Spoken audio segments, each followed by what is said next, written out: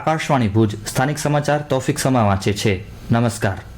પ્રધાનમંત્રી નરેન્દ્ર મોદીએ આજે પશ્ચિમ એશિયાની પરિસ્થિતિ પર ચિંતા વ્યક્ત કરતા કહ્યું કે પેટ્રોલ અને ડીઝલનો પુરવઠાને લઈને વૈશ્વિક કટોકટી ઊભી થઈ રહી છે।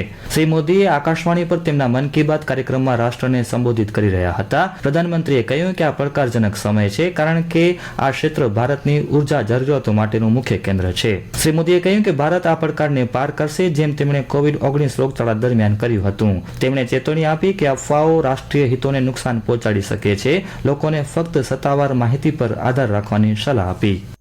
निश्चित तौर पर यह चुनौतीपूर्ण समय है। सभी देशवासियों से फिर यह आग्रह करूंगा कि हमें एकजुट होकर इस चुनौती से बाहर निकलना है। जो लोग इस विषय पर भी राजनीति कर रहे हैं, उन्हें राजनीति नहीं करनी चाहिए।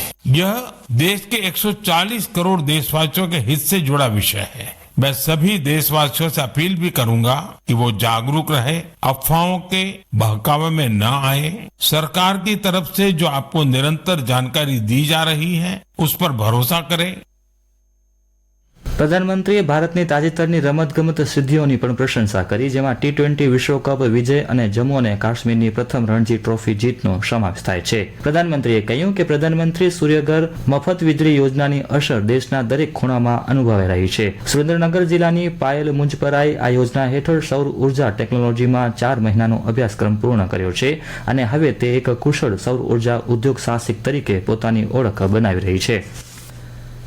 જિલ્લા કલેક્ટર આનંદ પટેલના અધ્યક્ષસ્થાને એલપીજી, પીએનજી, પેટ્રોલ, ડીઝલ તેમજ આવશ્યક ચીજવસ્તુઓના પુરવઠાની સમીક્ષા કરવા જિલ્લા કક્ષાની સમિતિની બેઠક યોજાઈ હતી, જેમાં હાલની વૈશ્વિક પરિસ્થિતિને ધ્યાને રાખી જિલ્લામાં આવશ્યક ચીજવસ્તુઓનો પુરવઠો સુચારુ અને સતત જળવાઈ રહે તે અંગે વિગતવાર ચર્ચા કરવામાં આવી હતી। જિલ્લાના તમામ રિટેલ પેટ્રોલ પંપ પર પેટ્રોલ અને ડીઝલનો પૂરતો જથ્થો ઉપલબ્ધ હોવાનું જણાવી જિલ્લા કલેક્ટર આનંદ પટેલે ઇમરજન્સી પરિસ્થિતિને પહોંચી વળવા માર્ગદર્શન આપ્યું હતું। પેટ્રોલ અને ડીઝલની અછત અંગે કોઈપણ પ્રકારની અફવા ન ફેલાય તે માટે પેટ્રોલિયમ કંપનીઓને પોતાના સ્ટાફને યોગ્ય તાલીમ આપવા પણ સૂચના આપવામાં આવી હતી।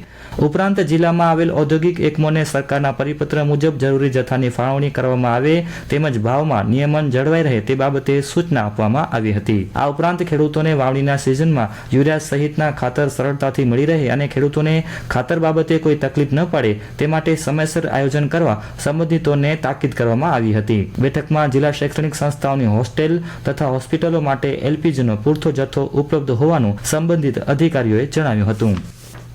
દેશભરમાં મર્ચન્ટ નેવી વીકની ઉજવણીનો પ્રારંભ થયો છે।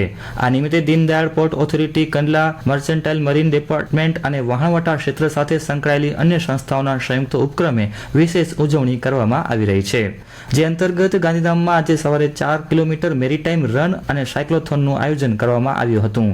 ત્યારબાદ યોગ સત્ર પણ યોજાયું હતું। ડીપીએ વહીવટી ભવન ટાગોર રોડથી શરૂ થયેલ દોડ doctor Baba Saheb Ambedkar convention centre ખાતે પૂર્ણ થઈ હતી। આયોજનનો મુખ્ય હેતુ વહાણવટા ક્ષેત્ર સાથે જોડાયેલા તમામ હિતધારકોને એકત્રિત કરીને આ ક્ષેત્રની એકતા અને ઉત્કૃષ્ટતાની ઉજવવાનો છે, તેમ એમએમડી કંડલાના જોઈન્ટ ડીજી અને પ્રિન્સિપલ ઓફિસર કેપ્ટન સંતોષકુમાર દારૂકરે આકાશવાણીને જણાવ્યું હતું।